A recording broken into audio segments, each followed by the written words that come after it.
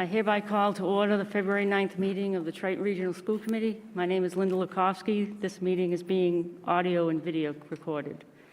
Our vision statement: we are a community of learners known for our unwavering commitment to meeting the needs of all students. Through the adoption of best practices and our active partnership with families in the wider community who are united in supporting the development of engaged, successful, responsible, resilient learners. Students will be well prepared to be ethical, empathetic, and contributing citizens. Please stand for the Pledge of Allegiance.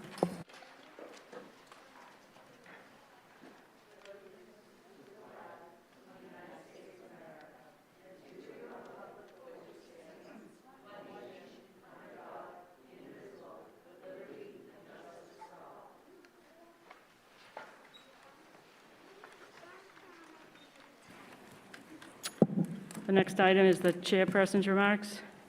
I just wanted to make note that the Triton CPAC's next meeting is February 15th at 7 p.m. with guest speaker Rebecca Takesian.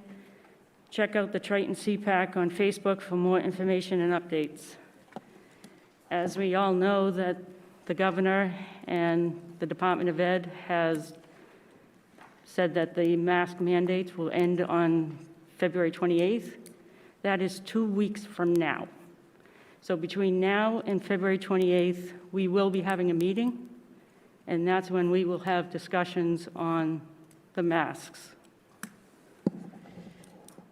Oral communications from the public. Members of the public may address the committee for up to 3 minutes. The committee will not engage in a discussion on topics raised during public comment, but may choose to add the topic to a future agenda. This agenda segment will be limited to 15 minutes. Do we have anybody that would like to address the public? Okay, you have 3 minutes, and Narissa will be holding up cards. And I'd like you to say your name and the town and the address that you're from. My name is Michael Mahaffey. I live at 179 Newbury Road, Raleigh. I have 2 children who attend Pine Grove School. For a year and a half now, my 8-year-old son has been coming home complaining about not being able to breathe, and his mask is like wearing a plastic bag all day. My 4-year-old preschooler doesn't know school without a mask. He's still learning how to speak fluently, and learning a language with a mask is a nightmare. They both have a hard time concentrating because they are constantly worried about adjusting their masks. I'm extremely concerned for the health and well-being of my children. I make a motion to add an item to the agenda. To stay in guidance with the governor, Deca, and the CDC, I move to allow the board to vote on lifting the mask mandate on or before February 28th. Thank you. Thank you. Would anybody else like to address the committee? Please state your name and the town that you're from and your address, please. Mary Anastasio, 17 Longbrook Road in Byfield. Hi, everyone. We've chit-chatted a few times over the course of this pandemic. I want to echo my neighbor in Raleigh's sentiment that this pandemic is real. It's gone on. It's now moved into what's called endemic. It is here. COVID is not going away. However, these beautiful children are here to stay. These children deserve the right to breathe. So while Deca, the state of Massachusetts, have set a very great date of February 28th, I want everyone at this table to think back to when they were in school. Remember Valentine's Day, right? You got like great little cards from your friends. You could see their smiles. Perhaps we got flowers. Perhaps we got chocolates. What I would love to see for our Triton community, and we are a community, is to have Valentine's Day the way that I recall it, the way we recall it. I think it's very fair, perhaps ambitious, yet something that our community would so embrace and be very thankful and celebrate the decision of the committee and the superintendent. Does that make sense to everyone here? Yes. Thank you. Thank you. Would anybody else like to address the committee? next item on the agenda is Student of the Month. This is my favorite part of the agenda. The Student of the Month program was established in 2019 by the school committee to honor exemplary students. Nominations are collected throughout the year from staff members at all 5 schools. Nominations are made through 5 categories: service to fellow students, teachers, or community, dedication, determination, and persistence in the face of obstacles, attitude towards learning, determination, high achievement in academics, athletics, or performing arts, and significant improvement in academics, athletics, or performing arts. Selections are made by the chair of the school committee, the superintendent, and 1 member of the policy and advocacy subcommittee. I'm pleased to introduce Beth Yondo, the principal of Newbury Elementary School, who nominated the February 2022 Student of the Month, Owen Fournier. Mrs. Yondo, can you come up and tell us about Mason's accomplishments?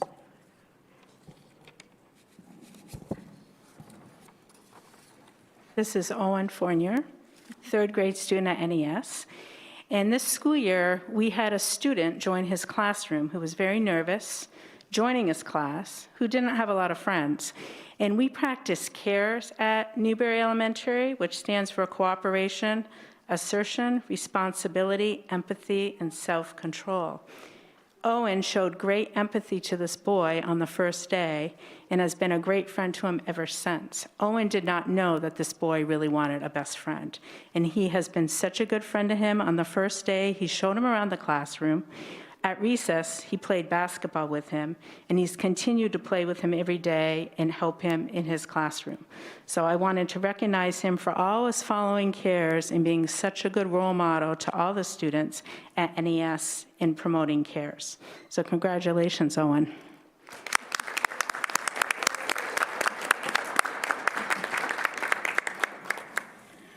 Oh, my papers.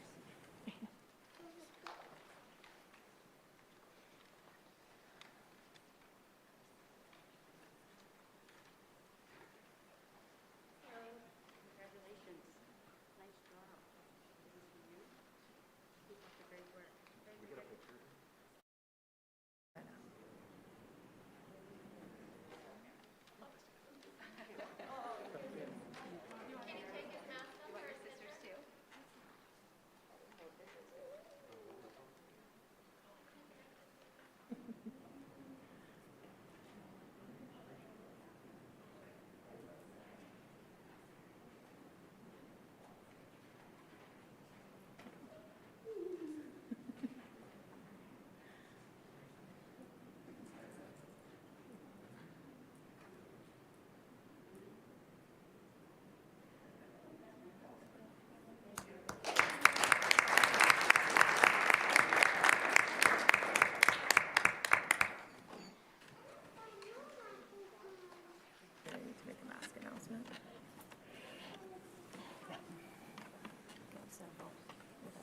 Huh? Anybody who's in the audience needs to be wearing a mask, please.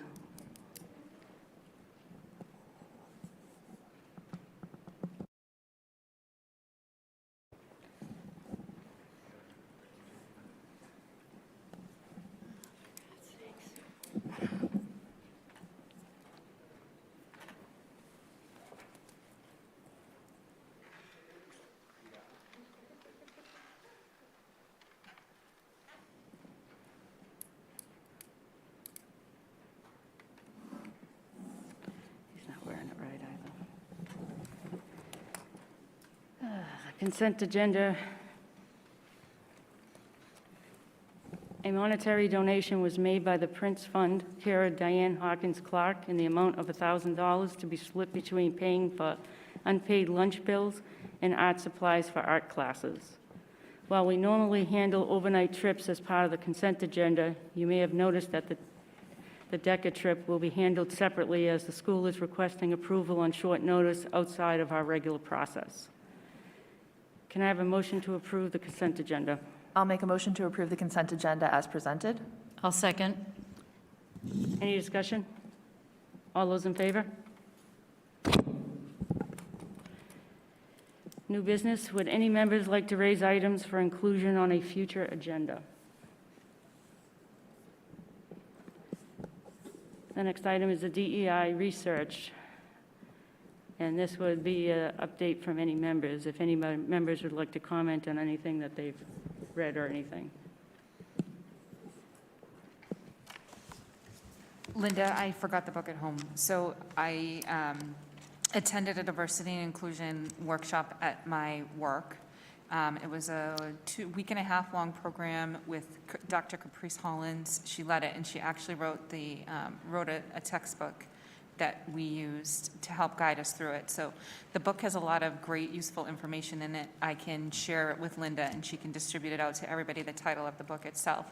But it was how to start holding diversity and inclusion conversations and how to initiate the conversations, as well as go on and maintain discussions with different groups, as well as starting working and building a program. So I think that this is something along the lines of what we were looking for, at least to get some sort of background and education on it that might be useful to the committee. Thank you. Go ahead, Paul. Thank you, Linda. So Brian, I know that we're working on with the website and that's coming along. Are we looking at it with an eye towards the DEI as well? Because I was looking at our school committee section this afternoon about protocols, and there's some terminology in there that's probably outdated. So just want to throw that out. Good point. Yep, we'll take a look. The next item is the District Communication Committee, and Narissa is going to give an update. Yep, so on the 27th of January, we met in Rowley. We were lucky enough to have members of all 3 town select boards there. A couple of the finance committee members did not have any town managers or administrators this time, and several school committee members, and of course, Brian and Kyle. So we talked through, fortunately, both the landlord tenant and the alternative assessment working groups had met in between the December DCC meeting and that January DCC meeting, so we were able to get updates from both of those groups, and they're continuing their work. Landlord tenant sounded like it's drawing to a close, I think, and they're getting closer. Alternative assessment has had a lot of discussion and is moving toward modeling. We also, Kyle was kind enough to go through all the large contractual lines in the fiscal year 23 budget that had been updated or finalized since the last district communication meeting. And of course, the governor's budget numbers, including minimum local contribution, and our enrollment information for this year had come out literally the day before that meeting. So Kyle was able to pull those together with some assessment modeling for the town so that they were able to see that.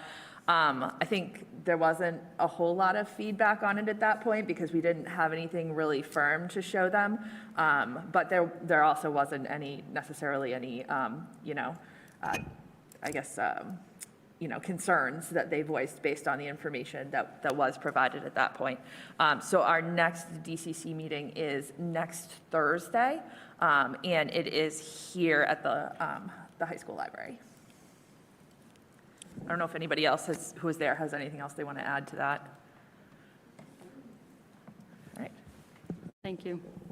The next item is the Whittier Regional High School vacancies. The Whittier School Committee is comprised of a member from each town that is selected by their local school committees. Our school committee selects the members from Newbury, Rowley, and Salisbury.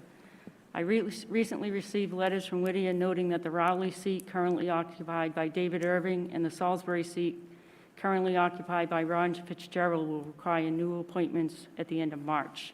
Anyone interested in being considered for these seats should submit a letter of interest to my attention, either via email at linda.lukowski@tritonschools.org or by mail through any district office through the district office at 112 Elm Street in Byfield by February 15th, 2022. Any applicants must be residents and registered voters in their respective towns. I have received a letter of interest from both David Irving of Rowley and Ron Fitzgerald of Salisbury, and those are attached in the agenda as well as the notification letters from Whittier. The next item on the agenda is school committee goals, and Paul Mayette will give an update. All right, so the February update for the school committee goals. We met in September to approve goals for this year, and this is a typical February check-in. First goal was on long-term planning for financial reserves, and I believe, Kyle, you're going to speak more to that later. but we've made a great deal of progress, discussed it with towns, and have gotten positive feedback from town managers and finance committees as far as that goes. So that goal looks like it is on track to be something we will achieve this year. Looking to see that on the agenda at the town meetings for the reserves. Second goal was to adopt board docs, which we've been using for all of our meetings, including tonight, and to have all of our subcommittee agendas, minutes done through board docs, as well as using that for the school councils. We've gone through the process of taking our local policies from the MASC and uploading them onto the board docs platform. So that puts us on track to meet this goal. We'll discuss in April whether we want to continue forward with using that. But I know it's been, speaking as the secretary there, it's been helpful. It's been wonderful. Third goal was to improve our involvement with the recently reestablished CPAC. Caitlin was named liaison, has been attending meetings with Linda and reporting the activity here as it happens. Linda mentioned their next meeting at the start of that, so we're continuing to work with that goal and improve that relationship. And then our final goal was on the diversity and equity research that we were just discussing. That was in alignment with the district and the superintendent's goals. We've slowed down our approach to that, as we've discussed at previous meetings. We have partnered with Michael Eatman of Culture 7 Consulting, created the website that was referenced earlier with state data on discipline, standardized testing, class sizes, staffing, broken out by subgroups for us to look at and get a sense of where Triton is at with those. That satisfies part of the goal, but the original goal is set will not be met this year because we've changed the timeline, and that's where we're at. Any questions, suggestions, or anything to add that's missed there? Thank you, Paul. The next item is the 22-23 school year calendar. The superintendent is going to review his school calendar proposal for next year, which we intend to put for a final vote at the March business meeting. Thank you. So included in the packet is a draft agenda, is a draft calendar for next school year. At this point, it is being reviewed by several groups, including the teachers organization, as well as the PD committees at the school levels and district level. But the major shifts that you'll see this year is that we are going away from, proposing that we go away from the 90-minute early releases and back to the true half days. So rather than having, I forget the number of 90-minute early releases, it's just confined to the 8 or 9 half days over the course of the year. So you can see we have those tentatively placed on a Friday, which I know as we've polled in the past was a preference for families to keep those tucked up against, and staff to tuck those up against a weekend. Other thing of note, Labor Day is still later this year. So in this calendar, we propose having the first day of school on August 31st. So the 31st of August would be the first day. Thursday, the 1st, would be the second day of school. We would then have Friday and Monday for Labor Day, and Tuesday, the 6th of September, would then be the third day of school. With those, I think those are the key points. And again, with the half days on, in essence, the first Friday of each month for PD, those will come back in March. If those need any tweaking with regard to where those days are, does it need to be the second Friday of the month? The other change is moving one of the PD days away from before students start to, you'll see that on October 7th. That's up against the Columbus Day weekend. So normally there are 3 PD days before we start. Then we don't start with students until after Labor Day. This starts with two days before Labor Day, and then we start with the third day on the 6th. Move one of the PD days to October 7th. What that does is it gets us out fairly early without any additional days.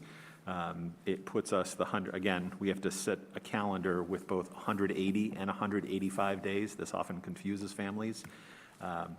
because we have to complete 180 days of school, but the calendar has to note the 180th as well as the 185th.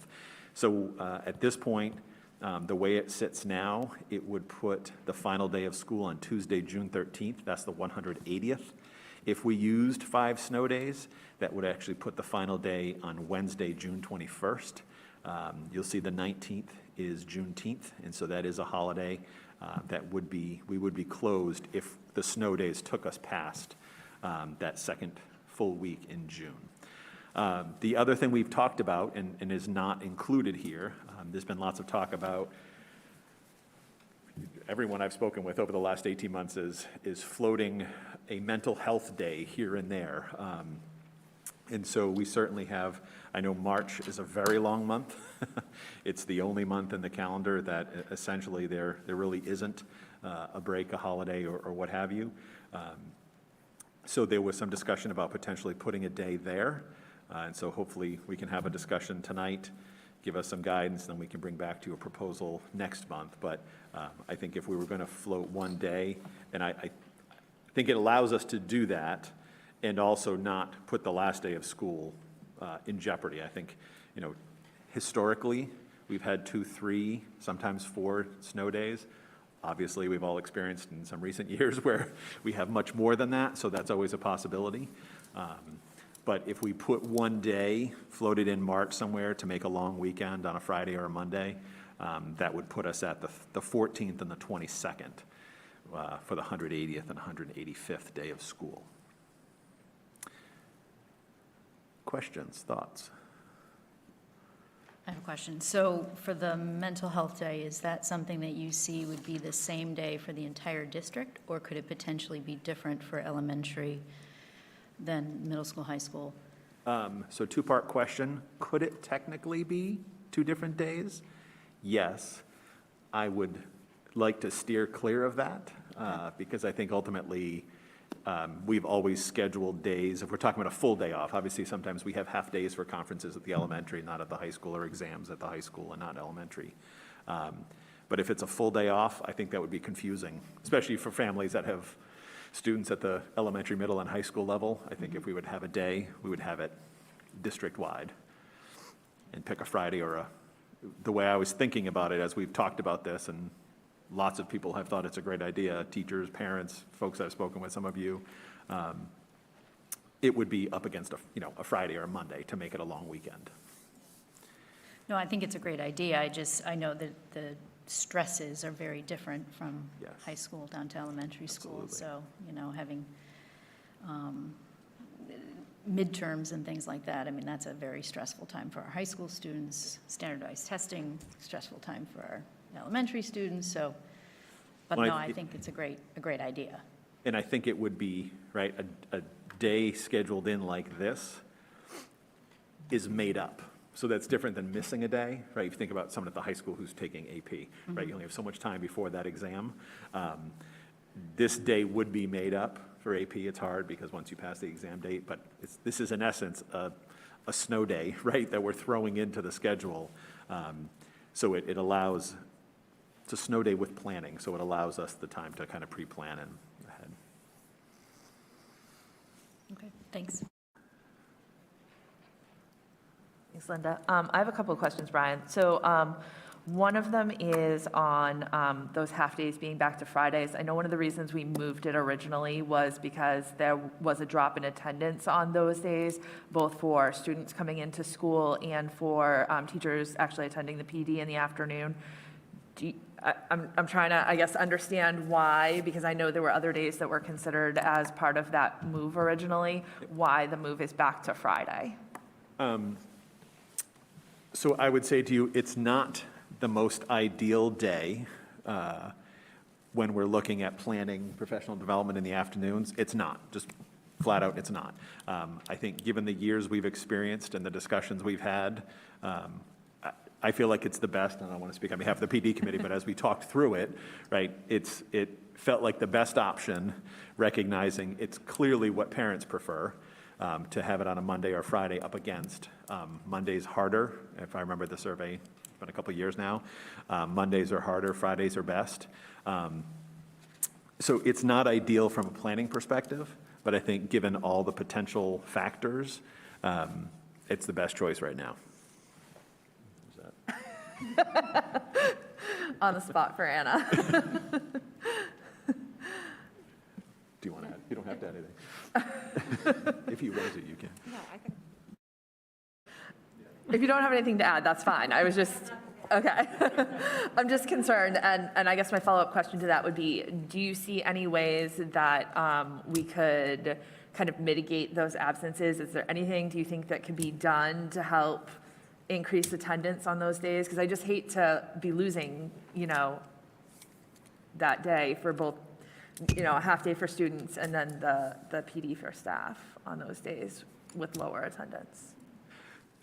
Yes, there is a way to do them on Wednesdays is best, right? That's not ideal for anyone that we've heard from as far as scheduling. From a response, actually, then a late arrival is better than an early release, right? So to have students arrive midday and complete the rest of the day absolutely makes more sense from our perspective. I would venture to guess most families would say, yeah, that really doesn't work at all. So are there ways? Absolutely. None of them come without a cost to routine schedules. And I feel like that's where, the discussions we've had is it's getting back to a routine schedule and maximizing the time. And I think even the way we envision the time and plan for the time, making sure it's impactful and engaging. So I wouldn't consider it lost time by putting it on Friday. Okay. And if we find that it truly is lost, well then, yes, next year we're going to come back to you and say, we need to change it up. Okay. Second question. In the December calendar, I see that you've moved elementary school conferences. It looks like they moved a week earlier.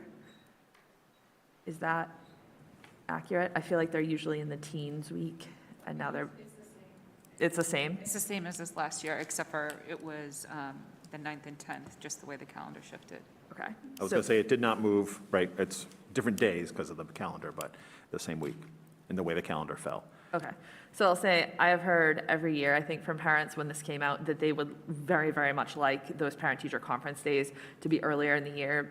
I know that parents can reach out to teachers, but they don't always know to reach out. That communication isn't always happening.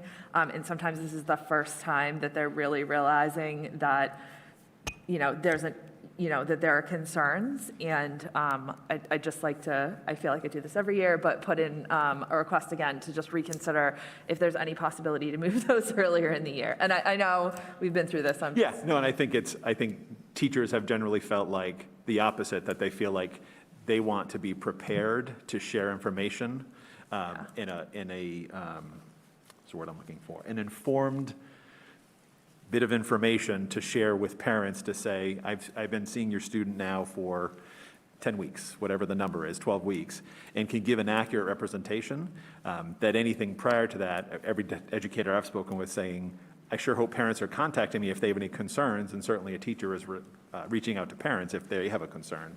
And if that's not happening, then I have a concern. So that's been yes, I know we've talked about this every year, but every time we bring it back and talk to the teachers, they really feel like to make the conferences meaningful, it needs to be them being able to deliver an informed body of information to the families. Okay. And my last question is, I know that we've canceled high school midterm exams for the last couple of years. Do we envision doing that again? And if so, is there a chance of condensing those middle school parent-teacher conference days so that we are not doing that half-day bus run just for middle schoolers? So yes and yes. So as of right now, and if Patrick were here, he said, I'm going to say the same thing I said last year. I'm not sure what we're going to do. Okay. This year they intended to come in and have midterms. Yep. It wasn't we don't believe in midterm exams, so we're not having midterm exams. It was the nature of the beast and lots of students out. So it has certainly caused a lot of discussion about the value of midterms, and so that is certainly being debated within the departments. So it's on the calendar right now. If it were to adjust, yes, we could talk about tweaking how the parent-teacher conferences go. I know there's been a lot of virtual parent-teacher conferences, and from everything I've heard is people love that, right? You don't need to make the trip. If you work in Boston, you can hop on a Zoom for 15 minutes and talk to the teachers. So there's certainly a discussion to have for sure. Yeah. Okay, all right, thank you. And I do like the idea of a mental health day, although I would question where I place it, but I know there are those days, sometimes they're just snow days where you just kind of, right? Yeah. And have the time to take that deep breath. Yep. So.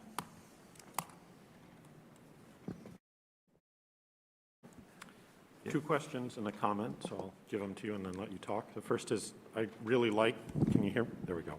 I really like that we're starting those 2 days before Labor Day. I think it gives a really good opportunity to come in and get routines going, meet teachers, all of that, find your way around for the new kids in the building, and then take 4 days and come back and go full tilt. The two questions are, can you just talk about how the transition from the 90-minute days to the full half days happened? And then the other question is, just looking at the December calendar and the half day on the 23rd of a Friday, I kind of anticipate that travel is going to be absolutely nutty, and I wonder if there's been any consideration given to half day on the 22nd and 23rd as a day off. So I'll take those in order. What was the first one? I'm thinking about Christmas. Labor Day. No, the PDs and, so the half days. So we have always historically done half PD days. It's 8 or 9 of them.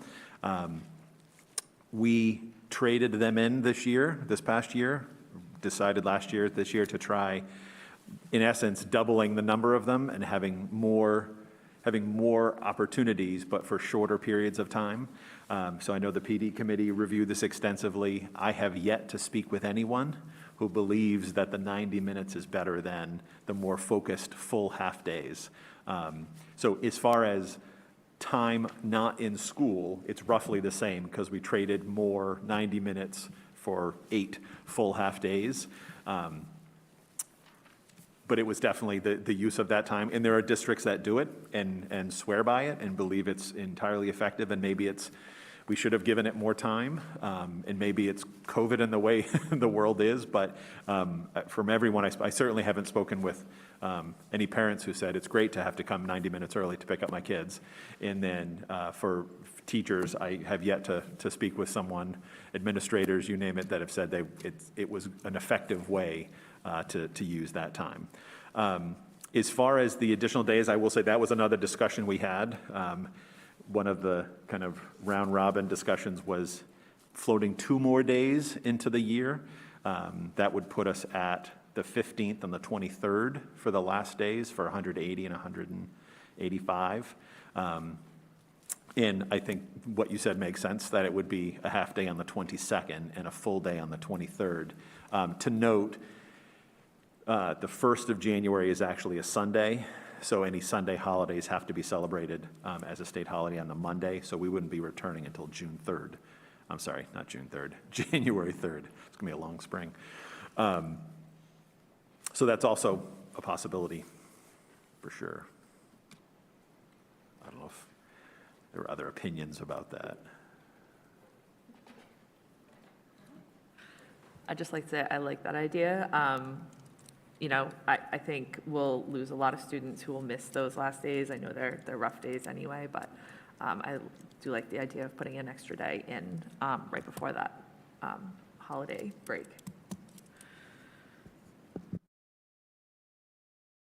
I'll give that the thumbs up. I see nodding Does anybody heads. else have any comments? I agree with the one in December as well.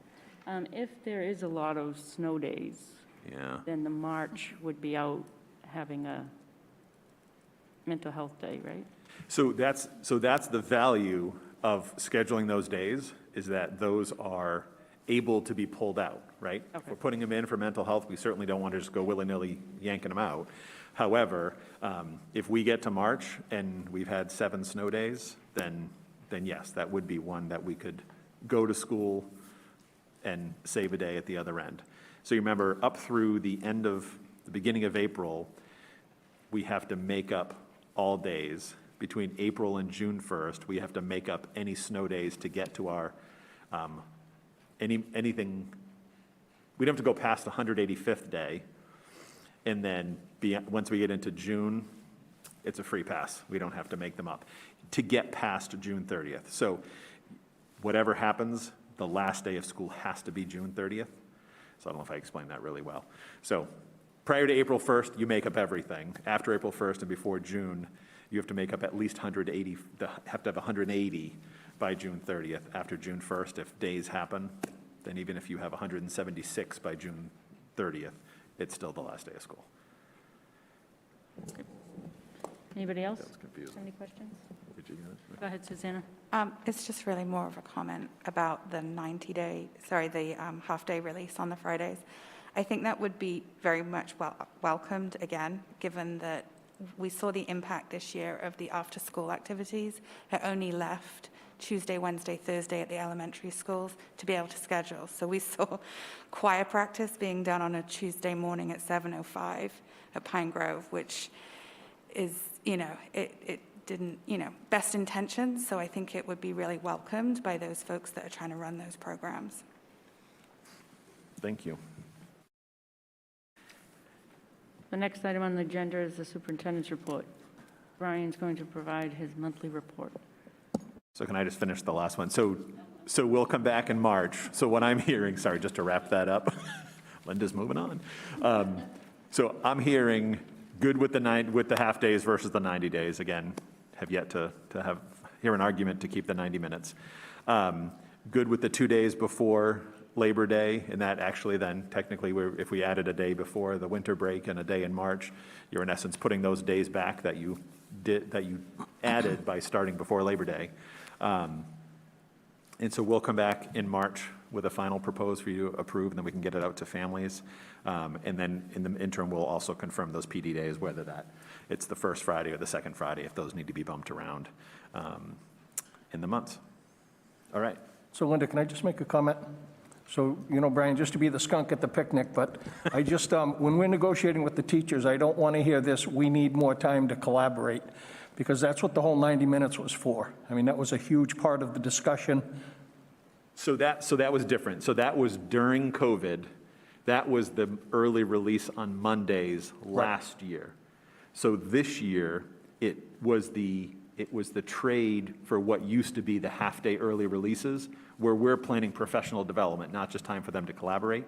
So that was totally separate.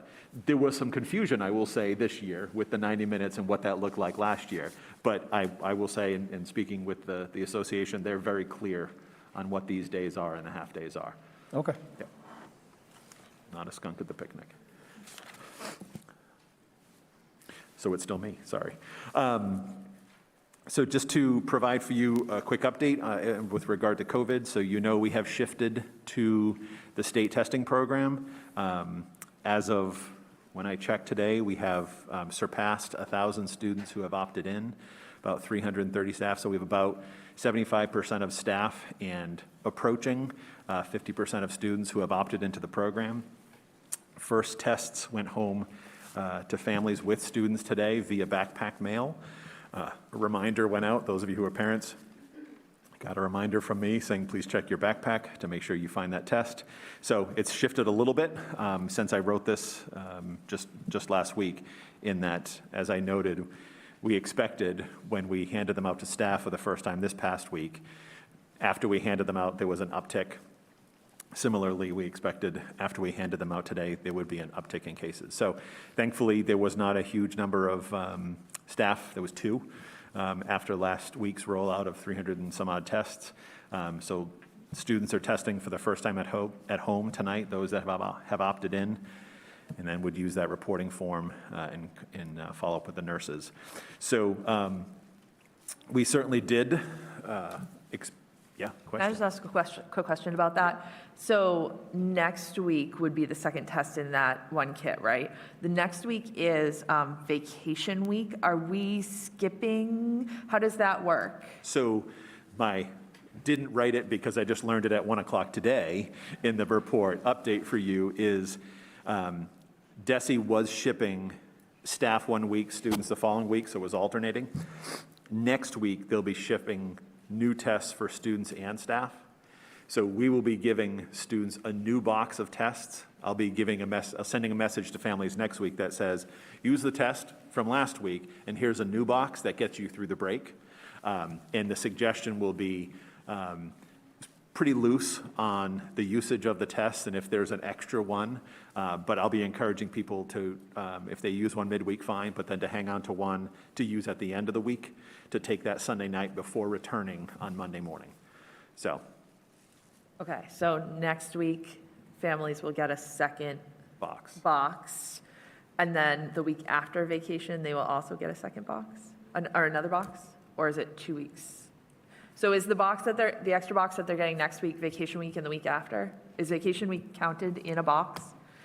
So technically, so the way that they'll end up with an extra test in there. Okay. And that's where, again, even Desi was saying, it's not official, but you have an extra test, so feel free to test midweek if you want to, and then use one of those Sunday night before you return. Okay, that makes sense. Thank you. And there's been a lot of questions about when you sign up, right, when you opt into the program, there's a lot of information that we have in the opt-in form that we had to use. There is no policing, right? If someone doesn't use the test, there's no way we're going to know. Certainly, if someone does take the test and is positive, gosh, I sure hope they let us know, but there's no way that we can guarantee they let us know. So, they've given us some autonomy to, and Dr. Madoff, who's been on these calls with Desi, has said, look, more testing in people's hands is a good thing. So if people are symptomatic, right, Wednesday night is our test night, but on Tuesday morning, someone's symptomatic, well, yeah, go ahead and use the test before you send your student to school or before you come to school as a teacher. And we've got a little bit of a wiggle room with the test that we have on hand. So, yeah, so that message will change next week based on what I learned at 1 o'clock this afternoon. Okay, thank you. Certainly. Any other questions on the testing? From what I hear, it went well today as far as the rollout. Backpack mail always delivers. So I noted here, we certainly did see a surge, and if you look on the dashboard, we obviously had a huge surge mid to late January, and that's come way down. Thankfully, you now have a lot more disaggregated data on the dashboard showing the current day, the previous day, previous week, previous 30 days, and then you can see the last 14 days by school broken down. So certainly the trend is very positive, several days where there were no cases for certain buildings. So we are on a good trend, and we hope to keep that. As I noted here, we already talked about that.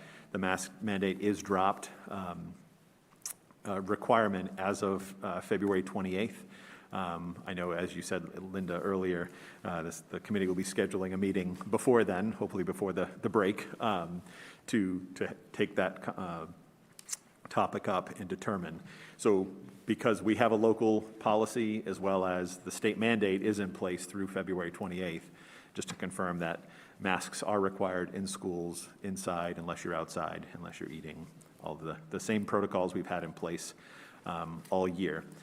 I put a little information here about school choice. There's been a lot of discussion about enrollment over the last 2 years. Obviously, we saw huge fluctuation with the way the pandemic played out, specifically last year with remote and hybrid learning. Many families chose homeschooling or private schools. So as we look at school choice, that was one where certainly families have the option, if other districts are accepting, that students can leave the district. Often they don't come back. So I wanted to just share a little information from you tonight on the agenda. You actually have to vote to approve to participate in school choice. Again, when you take a vote to participate in school choice, it's voting to allow students in. We don't have the option. If a family applies through school choice to Newburyport, and Newburyport says, yes, I have a space for your daughter in 3rd grade and your son in 5th grade, those 2 students leave our schools. We don't have any recourse, and we, in essence, through the state, get a bill. So because you're taking that vote tonight, I wanted to just kind of give you some historical data. We've talked about this many times in the past, but not recently. In 2008, I would say we were way out of whack. We had noted there, we had about 270 students out and 139 students coming in. So that was the ratio the wrong way, and that actually, we paid $800,000 more than we brought in. Since that time, we worked hard to try and learn why people were choosing to leave. And so we actually reversed that, and by, was it 2014, we had brought it back to balance. And then by 2018, we'd actually completely reversed that and had twice the number of students coming in as leaving. One of the things I know several districts have gotten into trouble with this is you can generate revenue by bringing choice students in. My concern is that's on the back of our resident students, right? Creating larger class sizes potentially, as well as it's fake money, right? So at any moment in time, that can go away. And if you build a budget based on revenues that aren't solid, like the assessments from our member communities, we can get ourselves into trouble. So our goal has always been balance. So we kind of swung the other way. Certainly there's times it'll swing in either direction. Currently, we're slightly out of balance, a few more students leaving, but we have 20 students who are choiced out that are seniors. So almost 20% of the students who were choiced out will be graduating this spring. So those students will fall off the roster. And 59 of those students, so almost 60% of the choice roster is in high school already. So over the next couple of years, we're going to be better than balancing out. We're actually going to swing back in the other direction and be revenue positive. Again, that's not the goal. When it happens, fine. We're not just going to build any budgets based on those revenues. So just any questions about choice? I know before you took a vote, and when I was talking with Linda and Narissa, I think it makes sense just to have some context to make sure people are aware. Triton has a long history with school choice. We're one of the only discontiguous regions, geographically speaking, in the state. So we have the city of Newburyport that separates us, and a river that separates us from the town of Salisbury. So Salisbury, and then obviously I don't have to do a geography lesson here. So that's challenging. That's challenging with transportation and community and building. And so it is often, we've always had many families who it's quicker drive to send your child to Newburyport High School or to Amesbury High School, especially if you work in one of those communities, or it's just easier than a longer bus ride. So it's always been an issue, and it's something since I came into central office in 2005, it's been on the radar. So certainly as our numbers, overall enrollment has shrunk, so has our total choice population. But we continue to take a look at that. And again, I'll ask you to take a vote to participate in school choice. There are districts who take the vote and take very specific votes saying this school, this grade level. I think many have shied away from that because so many things fluctuate between now. We have to vote by February. But so many things fluctuate. So we accept applications all through the spring and make a final determination on the last day of school. So we look at all of our local enrollments at each of the schools, where do we have space, and then generally, I mean, we don't generally have hundreds of applications, so more often than not, it's looking at the applications and seeing if we have seats available. And again, to confirm, if we have more seats than applications, we accept everyone. If we have more applications than seats, our only two options are deny everyone or have a blind lottery. So we have done lotteries. When I was principal at Newbury Elementary School, we did a blind lottery for kindergarten. You want to talk about a contentious time. So it's not been often that we've done the lotteries, but it has happened. So just a little history on school choice. Brian, can I ask about the lottery? Of course. So if there's a student that's currently enrolled through choice, do they end up in that lottery, or is it new students that are trying to come into the school? Great question. Okay. So once a student is accepted on school choice, they are entitled to graduate from Triton. So once you are accepted in on choice, you have the rights of a Triton resident student. As far as siblings, so if you've got a third grader and a first grader at Pine Grove School, but you live in Ipswich, and then you have a kindergartner coming up, those students have a preference because they have family members who have already choiced in. So the order of priority is family members, right, residents first, and then intra-district choice. So if someone from Raleigh wanted to go to Salisbury or Salisbury to Newbury or what have you, Obviously, that doesn't exist at the middle school, high school. And then from there, we go to inter-district, so outside residents, siblings first of existing, and then everyone else. That make sense? All right. Thanks. Do we good, Paul? And just for clarification, that's a $5,000 per student operation. So we send, one of our students goes to Newburyport, we send Newburyport $5,000. One of Newburyport's students comes here, Newburyport sends us $5,000, right? Like, that's basically how that works? That is correct. And then there's what's called the Sped Increment. So Yep. the special education increment is if you're delivering special education services, there's an additional claim for that. So if a student choiced in, and this has happened, a student choices in and then that student ends up outplaced, it could be an outplacement and that full tuition gets billed back through circuit breaker as well. I'm sorry, through school choice as well. Okay. Through the circuit breaker, but through school choice. And our general operating expenses budget that we might vote later tonight is about $20,000 per student? It's 45 million? Our expenditure? Yep. Yep, okay, so just clarifying that those numbers are way out of whack. Yes, they are, yes. Although, right, we can, if we have a small class at the elementary level and we could add 1 or 2 students without having to add another teacher, this is where districts have gotten into trouble. It could take a couple more, get $10,000, $15,000, and there's really no impact. The class size went from 14 to 17. And the other thing to note is this is very different than charter. You all know, charter is a charge, 10,000, 11,000. It's up there. It's significantly more. And then if a student, it goes to Deca, which is the Tech Connections Academy, or Greenfield Virtual School are the 2 Commonwealth virtual academies in the state. Both of those are billed through school choice, so a family can just choose to go there, and it gets billed through choice, but the charge is more like $9,000 because there's extra fees that they get to charge. We're trying to figure out how to get charged those fees. Not really, I promise. Any other? Okay, I'll keep moving. So central office restructuring, I wrote a lot. I'm not going to spend a lot of time talking about this, but just to confirm, because we talked about a little bit during the budget. PNN is taking up tomorrow with regard to the specific job descriptions and how those changes. But in essence, we're kind of taking a step back. Rather than having an assistant superintendent, with all due respect to the interim, it's moving the positions, the 3 to my right, to director of curriculum instruction and assessment, teaching, learning, assessment, teaching, learning, curriculum, I keep getting it wrong, curriculum instruction and assessment, director of finance and operations, director of student services, which I think is a much more approachable hopefully when you see the organizational structure, it's a much more, it just makes more sense.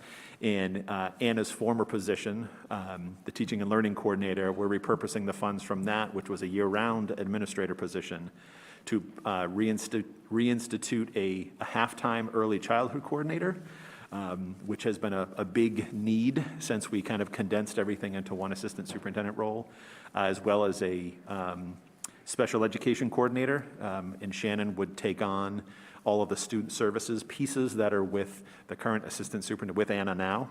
And that would include 504s, English learners, guidance, and school nursing. Adding a special education coordinator to work with Shannon on that. Early childhood coordinator to work with Anna, and then reinstituting, everyone remembers Carla, right? Carla Collins was the special programs coordinator. What did Carla do? A little bit of everything. So reinstituting that position, that's primarily funded through McKinney-Vento grants and Kids Club and Explorations and all the extra school enrichment opportunities. So resynthesizing that back into one position rather than spread out in several different hourly positions. So again, there's no formal vote that you'll need to take to approve the structure, but there will be job descriptions that are tweaked. Some, Greg Kulowick as a director of technology, that's a couple tweaks on his title didn't change. Kyle, it's mostly a title change. Anna and Shannon, we talked about, it's kind of shifting some of the responsibilities. Another piece that you'll see when we get to that is actually tiering our tech support. So rather than having, you remember we had a network administrator, Greg talked about through the budget, contracting that out, which is one of the best things we've ever done, to have 24/7 eyes on that, and to then have 2 tiers of tech crews or technicians, one a more senior with kind of systems and one with that is working more on the end user devices. So any questions about that at this point, or are we good to keep just moving and we'll let PNN do their work and hopefully I'll be there tomorrow. District strategy update, again, don't want to take a lot of time, just I think there's the things we've talked about, but just wanted to codify this in. We've historically done different things with the district strategy, but with regard to providing updates mid-year, I pulled out just some of the key actions that we had talked about being more urgent. We have continue to review the special education program and services. Obviously, Shannon proposed a new therapeutic program, which is included in the tentative budget tonight, and as well as that overall leadership structure, reorganization of the structure, placing more emphasis and support within the special education role with that coordinator, and Shannon's shift to Director of Student Services is something that Alan Bloom had talked about adding a coordinator 3 years ago to provide that additional support. Co-teaching, we still have continued to support that. There's more happening.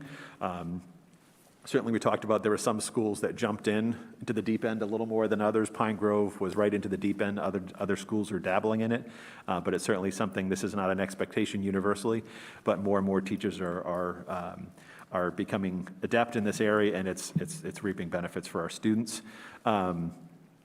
More opportunities for the STEM and the arts, and certainly that special programs coordinator will have an angle towards maximizing that out-of-school time and enrichment opportunities to provide extensions there. That vision of the graduate, that was a key piece of the NEASC visit, and we're expecting the report. It was right after the holidays, then it was late January, then it was early February. So we'll see. You remember, these are all sitting administrators, so it was the superintendent who was the chair of the committee, so you know how they can be.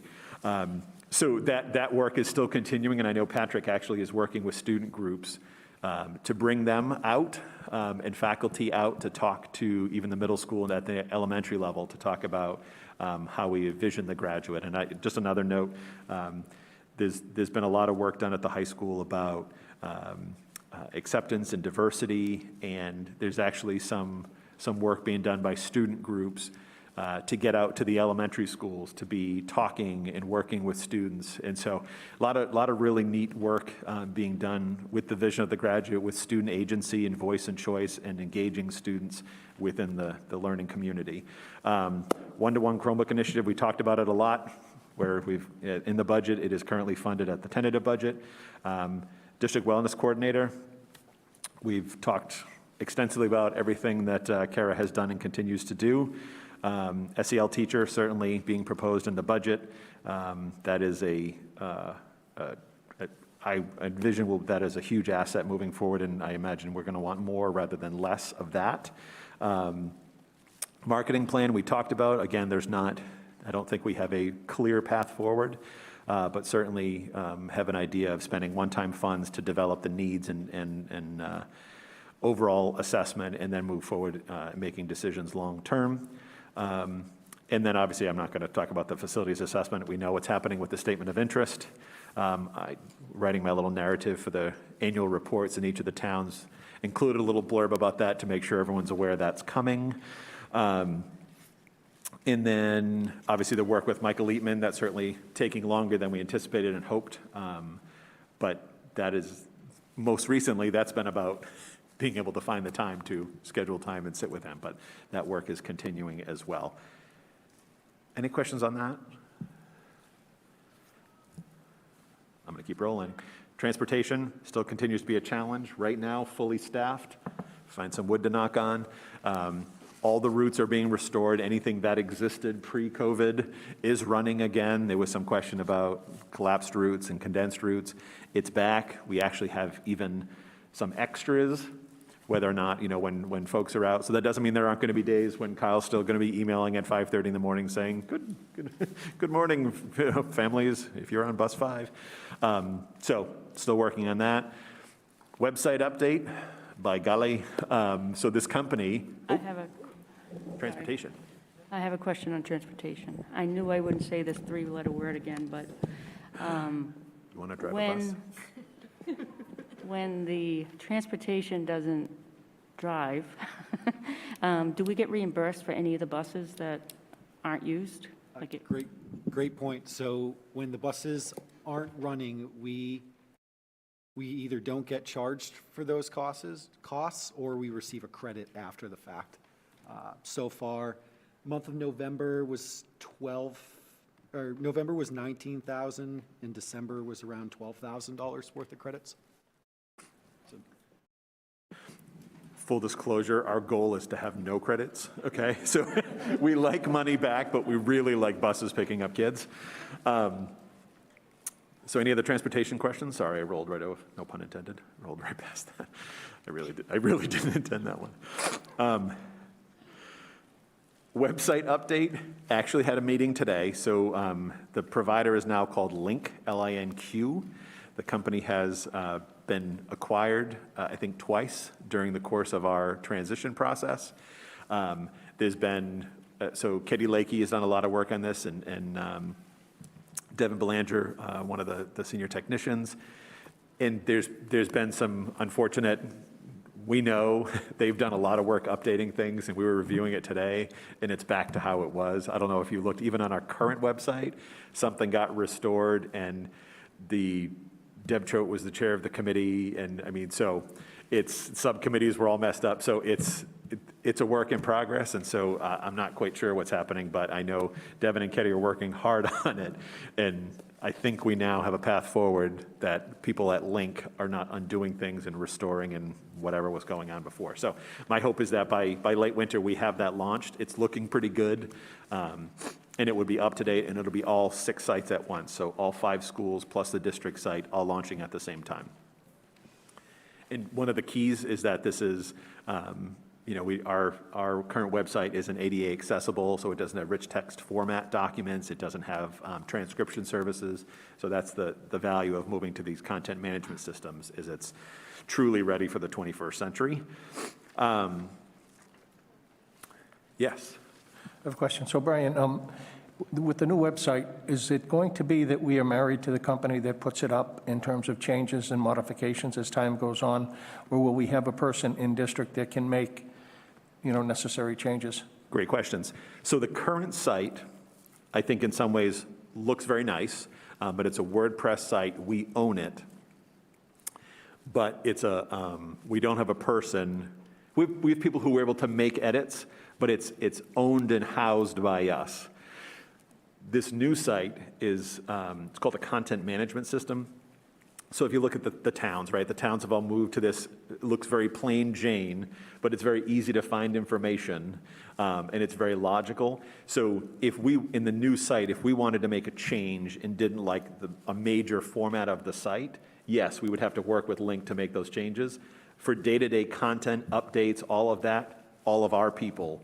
And it's very user-friendly to go in and post daily announcements in the high school office, and then it links to the Google Calendar for events, and it can pull in feeds from social media. It can embed documents, it can embed media.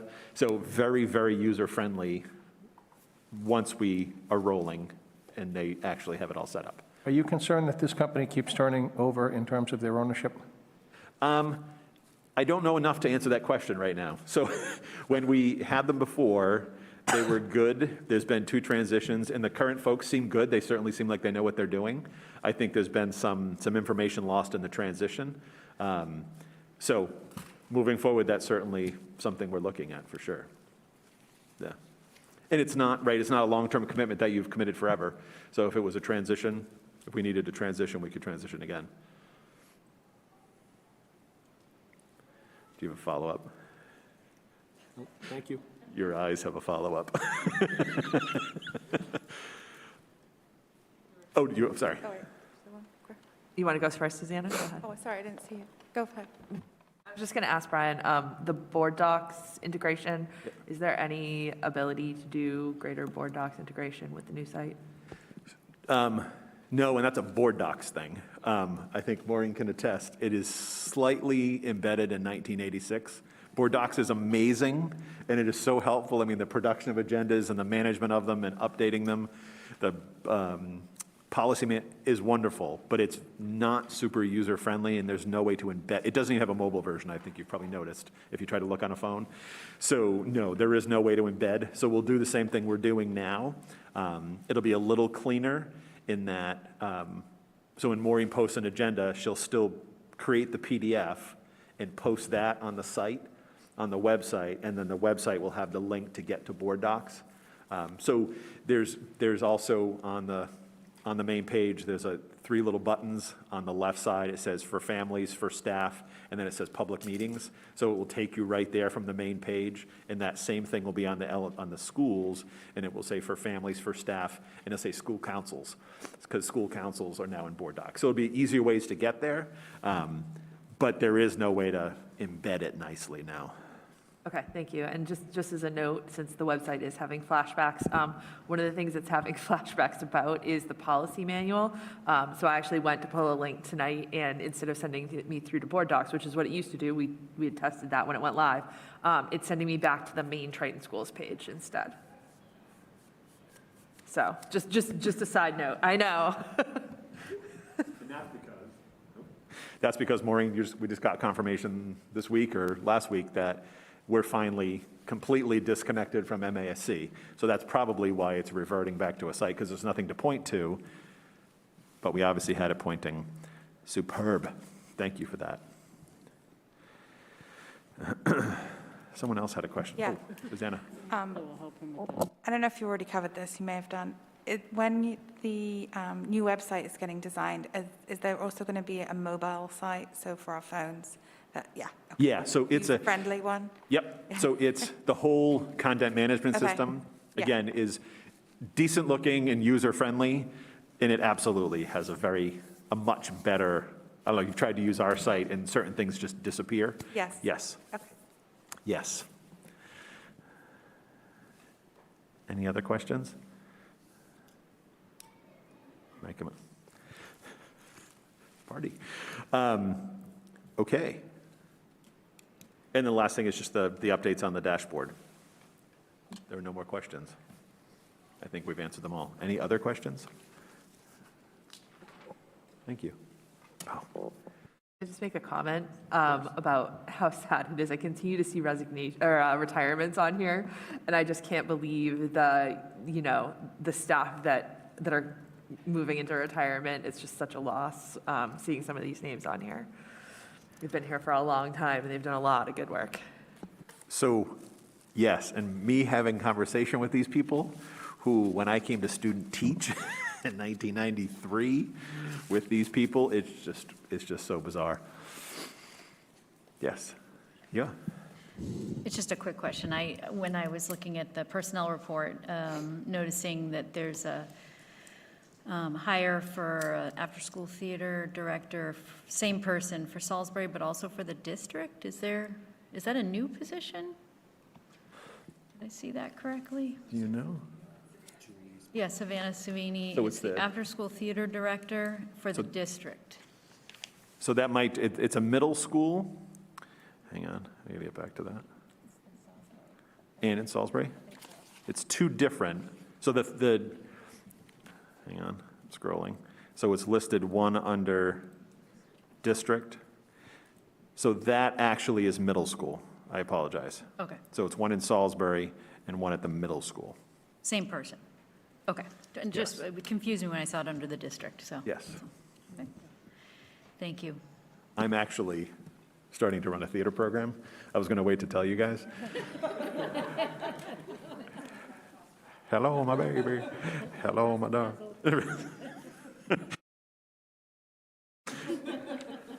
Any other questions?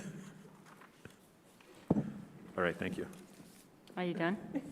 I think so. We Hang on, you need a motion. I'll make a motion to receive and file the February 2022 Superintendent's Report as presented. Second. Any discussion? All those in favor? Next item on the agenda is the long-term financial planning, and Caitlin will give an update.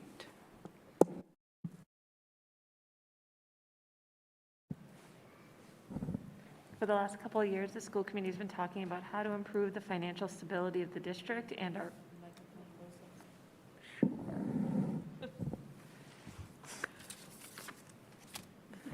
For the last couple of years, the school committee has been talking about how to improve the financial stability of the district and our bond rating. Over the past months, a plan has been formed and presented to receive input from the Finance Subcommittee, the full school committee, and the District Communications Committee. As follow-up to that plan, School Business Administrator Kyle Warren and Treasurer Kevin Mahoney have been working on a draft of financial reserve policy. The Finance Subcommittee has reviewed 2 drafts of the policy, and Kyle is now going to walk us through it. Kyle, it's yours. Well said. All right. So like you mentioned, this is the culmination of a lot of work, a lot of meetings. Kevin Mahoney and I put together the initial draft.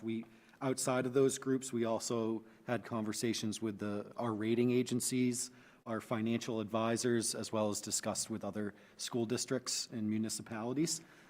So looking at the policy itself, what our goal is to articulate the different types of reserves that are available, and then what our plan is to improve those reserves.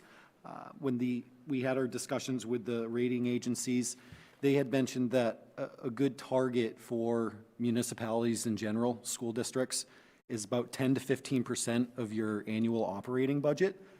Right now, our current reserve levels we only have E&D, excess and deficiency. It was last certified at $500,000. So certainly we want to implement a plan to improve those. Walking through the different sections. So the first type is excess and deficiency, like I just mentioned.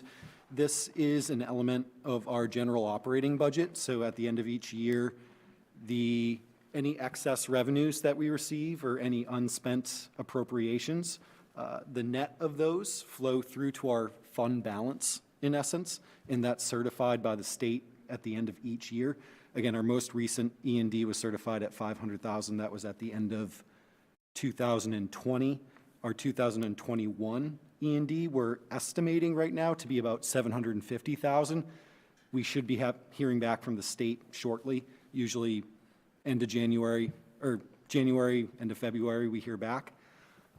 The state caps our E&D balance by legislation at 5% of our annual operating budget. We've detailed in here, proposed that we would maintain at least a 3% E&D balance to protect us against unforeseen costs. The use of E&D is largely unrestricted. You do want to be careful with what you use these funds for, because credit rating agencies look at that, and it's a measure of how you're running your operation.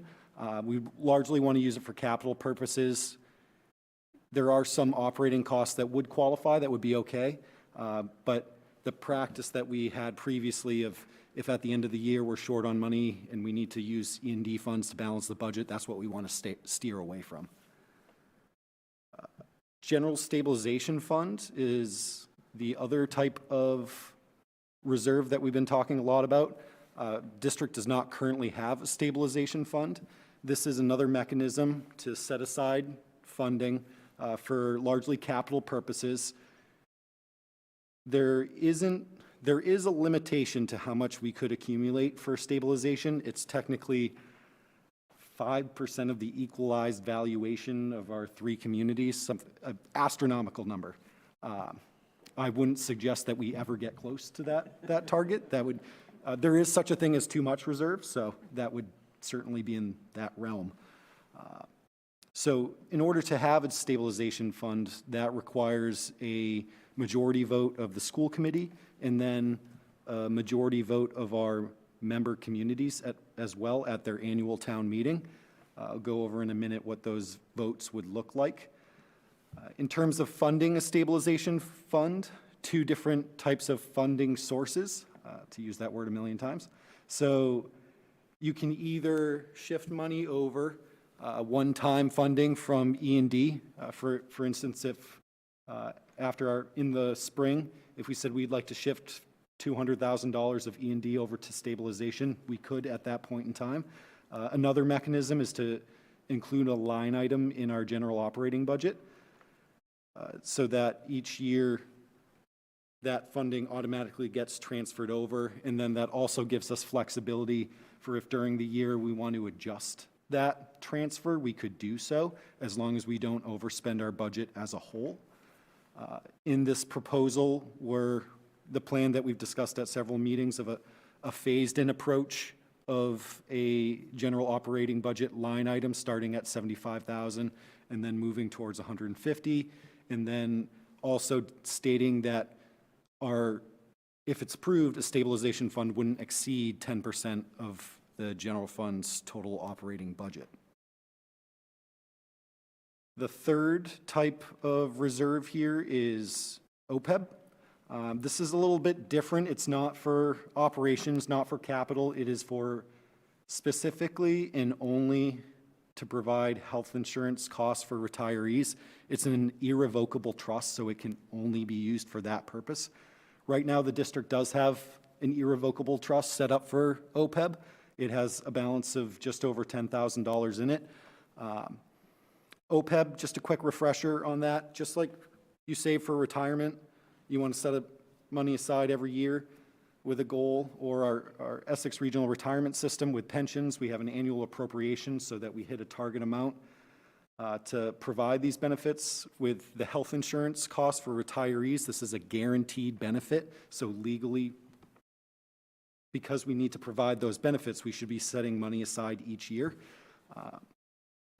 We would like to propose that starting off with a $75,000 line item in the budget, and then again a phased-in approach to get that up to $150,000 annually, and retain that line item until the irrevocable trust is fully funded. Another element that we're proposing too is with the Essex Regional Retirement System appropriation. So every year we kick over $1.1 million over to Essex Regional Retirement System for their pension benefits. In 2035, Essex Regional Retirement is set to be fully funded. Our $1.2 million appropriation, about 80% of that is for past service cost currently. So money we should have been setting aside all along that we haven't been. So it's playing catch up. Once we hit 2035, in theory, 80% of that appropriation is going to go away, savings. We propose that shifts over to OPEB at that point in time. A lot of material there. Any questions? Can I just add one more thing? And I think you said it, and say it one more time. In all of our discussions with the towns, they've been incredibly supportive of this approach in establishing reserves for the long-term needs of the district.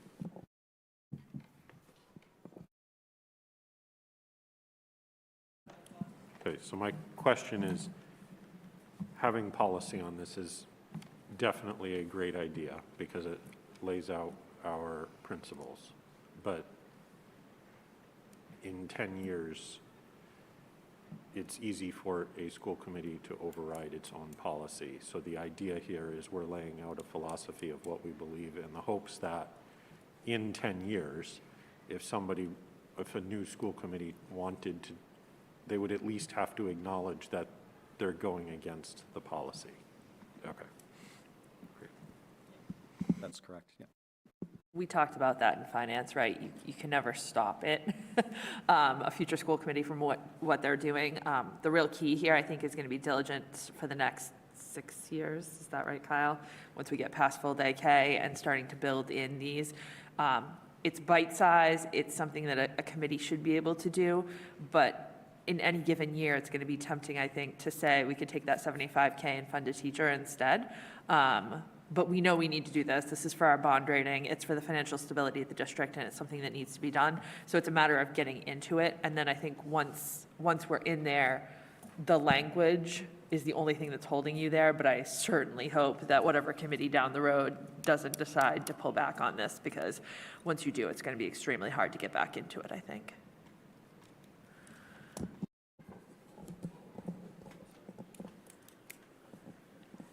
All set? Okay. Could I have a motion? Are you going to do the language, Kyle? He's also got the Yes, absolutely. town meeting language. No, thanks for mentioning that. So going into board docs, let me pull that up real quick. What we included here, so one of the recommendations was for the committee to approve a general stabilization fund. Requires a majority vote of the committee and then a majority vote of the communities. This memo that we put together articulates that, as well as provides the sample or the language that would be required for the school committee vote. And then we're proposing that this vote be taken at the March 9th meeting in conjunction with the vote of the final budget. And then at the second part there, that would be, if that's then voted, this language would be sent to the 3 towns for them to include. Thank you. Guess, I'm fairly certain I've asked this before, but just, do all 3 towns need to approve this, or just 2? 2, the majority vote.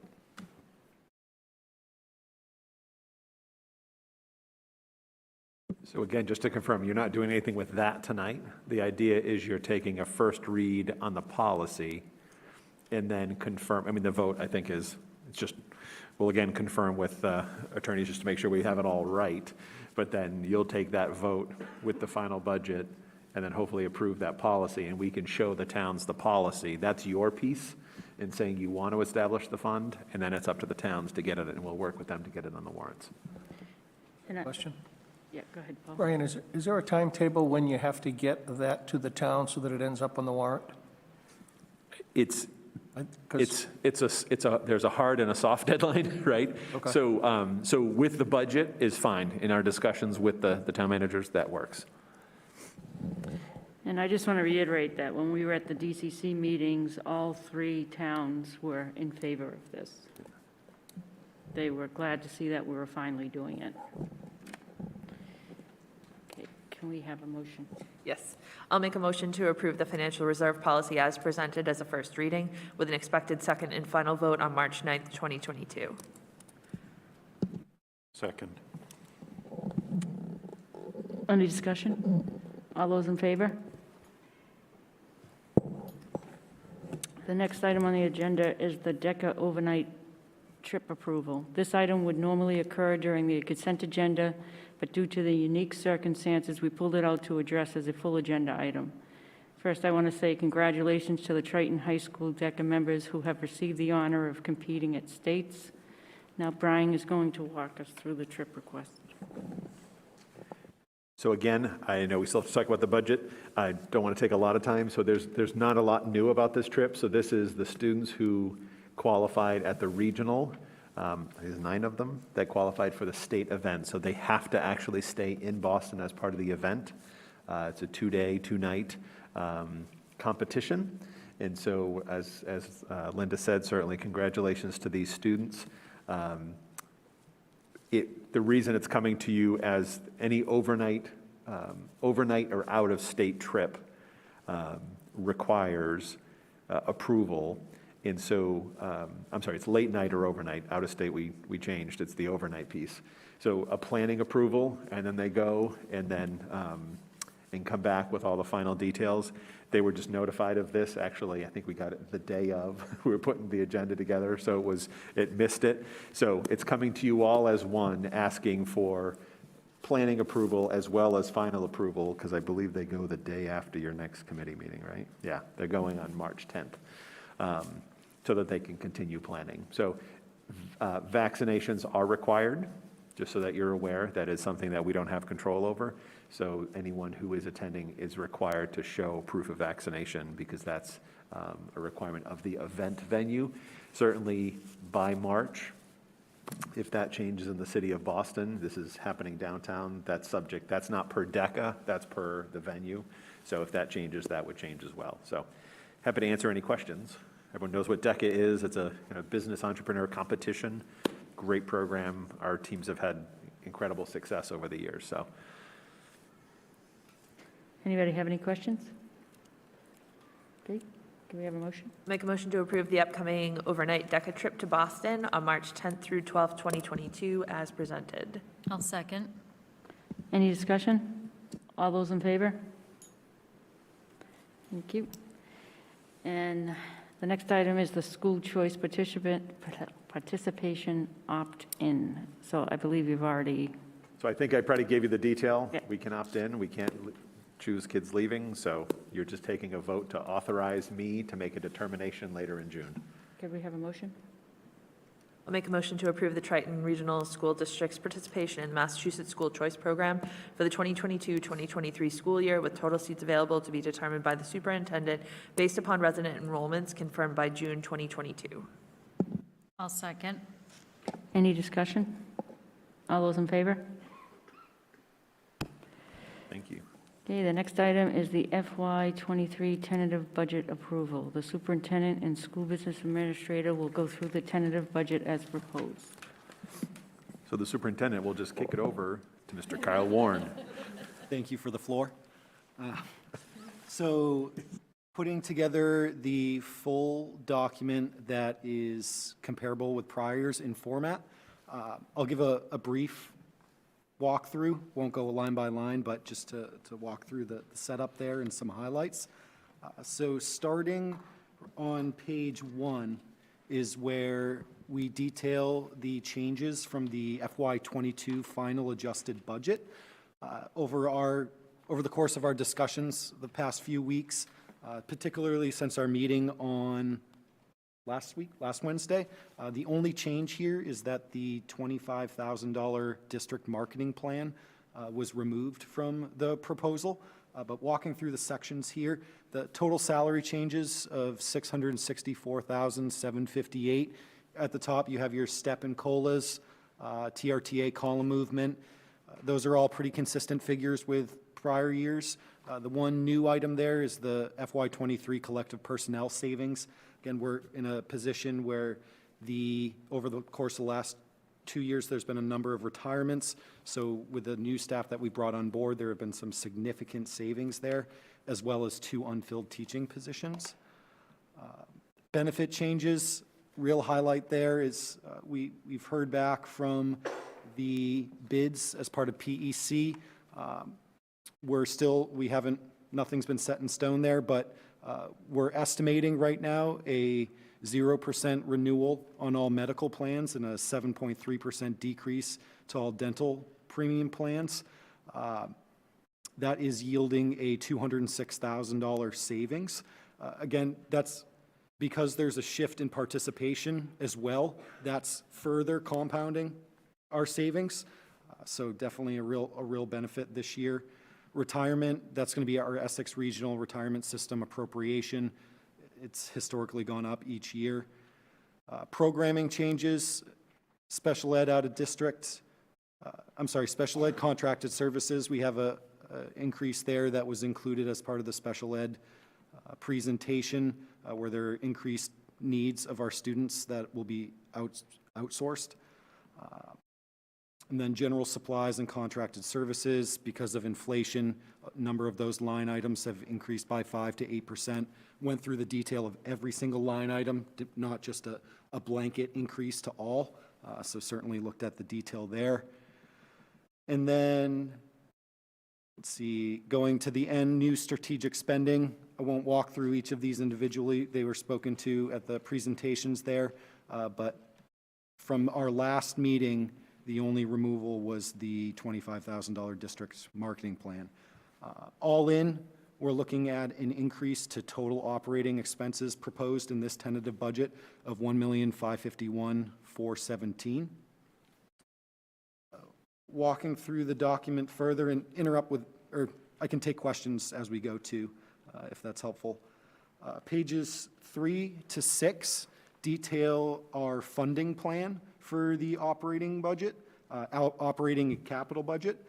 Starting at the top of page 3, it details our total FY23 operating and capital expenses of $47.5 million. On the revenue side of things, state transportation, we're anticipating a $55,000 increase. Chapter 70, we're anticipating the $66,000. So a total increase in operating revenues of $121,000. Then the rest of the increases are borne by our 3-member communities in terms of operating assessments. Our discussions in the past few meetings, we've detailed how because of the changes in minimum local contributions as well as changes in enrollment, it's not a one-to-one shift for each of the communities. There's within the 3 some shifting in their percent share as well. Certainly more favorable for Salisbury this year than Newbury and Rowley. Let's see, on pages, or one item I did want to mention too on page 3 there is on the capital assessment. The school committee has a policy where anytime our excess and deficiency, E&D, is certified above $500,000, then we need to include as an offset to the capital assessment $90,000. That's not reflected in this document yet because our E&D hasn't been certified. We expect it will by the end of this month. I'll certainly follow up with the state on that, but that will further reduce the capital assessments for the 3 towns. So can I just put historically, for those who haven't been here a long time, we don't want to be using E&D, but that was a commitment we made when we remember we attempted to do the stadium. Eventually the town said they'll be on board with supporting it. And so as part of that, we said if we ever have excess and deficiency, as we went through the process of them agreeing to fund the stadium and take the bond, that if our E&D surpassed 500,000, that we would put any amount above 500,000, but no more than 90,000. And so with it being assumed to be hopefully soon here, certified at 750, we would put the full 90. So that does take our E&D down. So I do think this is another discussion to have as we've been having I think there's a kind of an open plate right now, or an open seat at the table where there's a willingness to have these conversations to say maybe that's not the best use of funds if we do have E&D to start attacking those reserves. So just some historical context there of why that's there. Thank you. Pages 7 to 8 of the document show 3 different charts of not only the historical spending, FY19 through FY21, it also shows the FY22 final adjusted budget and then our FY23 proposed tentative budget based on, it's broken out by location, and then the other charts break it out by function. And then you can see at the bottom there the 1.5 million change that agrees with the other parts of the document. Pages 9 to 23 are the tentative budget and the historical spending there again by school location. I did want to highlight that at the bottom of each school's 2-page chart is our series of footnotes that detail any significant changes over the prior year. That corresponds with the page 1 changes as well. Pages 24 to 33 is a very detailed personnel listing by FTE count. It shows within each school building or location all of the different positions there, and every single FTE on that chart corresponds with a current staff member or if there's a particular unfilled position, and did want to highlight that that's reflective of our current staffing levels. That chart does not include any of the proposed positions included in this tentative budget. Page 34 and 35 give a detail on some calculations. 34 specifically talks about our medical and health insurance plans. It shows the anticipated participation for next year, as well as how we calculate out the district share of providing those benefits. Page 35 is the detail on circuit breaker. Consistent chart with last year, but one element that's different is because we've now achieved at this point where, let me back up. So each year, typically, as part of the budgeting process, we estimate what we would receive from the state for circuit breaker revenues. Circuit breaker is a reimbursement from the state for out-of-district tuitions for special ed students. Again, historically, we've had to estimate that number. The state allows us to carry over or have in our fund balance 1 year's worth of revenues. We finally achieved that point. So instead of having to estimate, we can use a known number. We don't have to be as conservative in our assumptions because, again, it's known. So that was favorable this year because we could include a higher number. So you can see instead of FY23 anticipated revenues, it says carryover. That's what that figure is there, about 1.1 million. Pages 36 through 42 give a detail of our revolving funds and grant funds. The revolving fund section, that's what we anticipate our spending levels to be for next year. The grant fund detail, that's our budgets for the current year because we don't yet know what we'll receive for next year. And then lastly, on page 43 is an exciting chart of DSE function codes. So just to cap things off. Covered a lot of material there. Certainly, any questions? Does anybody have any questions? Marissa? I only have one, which is, do you know what the timeline is on, I know the bids were unsealed, but on determining exactly what healthcare will be? Do you want to take that one? So this is a weird one, so it's technically an executive session, right? Because it's however, I can tell you, right, it's a public process for the bidding. Even once the bids were received, other bidders know what other bidders bid. Sorry. So that's, none of anything we've shared here. So I can't speak on behalf of the committee, but as of right now, the PNN is meeting tomorrow at 3:30. The determination will be based on the bids received. Do they want to continue with the process or stay with the current? If they stay with the current, done. If we choose to have finalists come forward, we have, I think that's set aside next Thursday at noon. That's on the calendar, right? That could all change, but that was the kind of the schedule we had put in place so that we would have a final decision prior to the final budget. So these numbers could still come down. Okay, thank you. That was all I was getting at was. But definitely before March 9th. Okay, thank you. Final budget will be confident in numbers.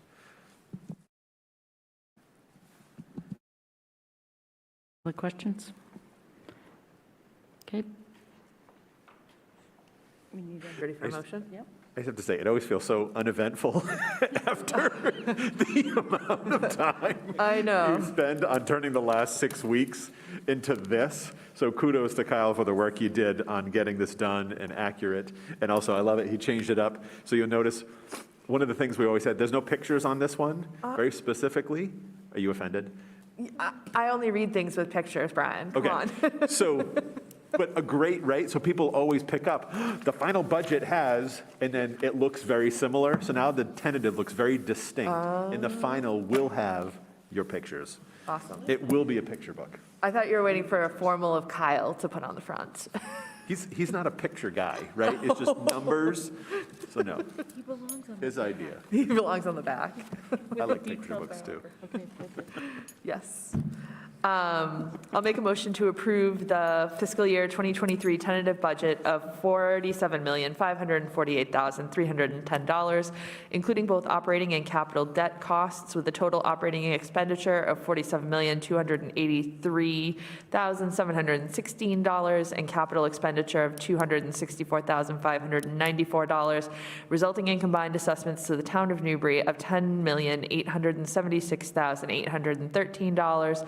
The Town of Rowley of $11,719,562, and the Town of Salisbury of $14,894,404, with the remaining balance of $10,057,531 being funded by other state and local revenues. I'll second that. Any discussion? All those in favor? Thank you, Kyle. Thank you for all the work you put into that. Next item is subcommittee reports, policy, Paul Goldner. Okay, so we met last week to continue in drafting a letter to the Board of Education.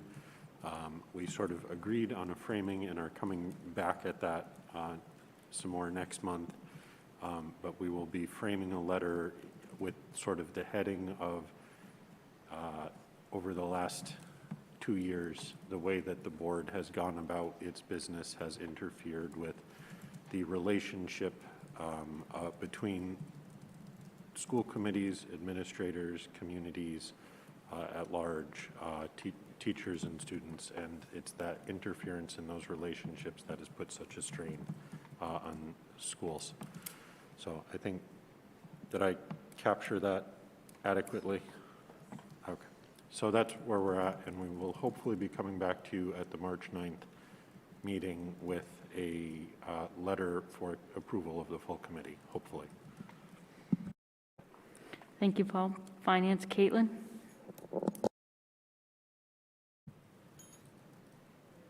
The budget and the long-term financial planning have been the sole purpose of subcommittee. So any questions about that? Kyle, want to add anything? Well said. Personnel, police. So just what we've been talking about, that the PNN will be meeting with the PEC tomorrow, and we'll be discussing in executive session the health insurance, and also we'll be going over further understanding of the central office reorganization. Thank you, Paul. Yep.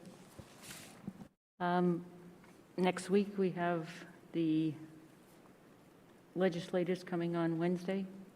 That meeting will start at 6:30 to 7:30, and then the public hearing will start at 7:30. And then we have the DCC meeting on Thursday. I want to thank all of you for all the work that we put into the budget. Can I have a motion to adjourn? I'll make the motion to adjourn. I'll second. All those in favor? Have a good night.